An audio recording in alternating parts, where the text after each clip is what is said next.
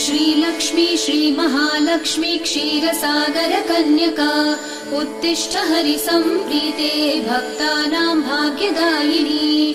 श्रीलक्ष्मी श्रीमहालक्ष्मी क्षीरसागर कन्यका उत्तिष्ठ हरिसम्प्रीते भक्तानां भाग्यदायिनी।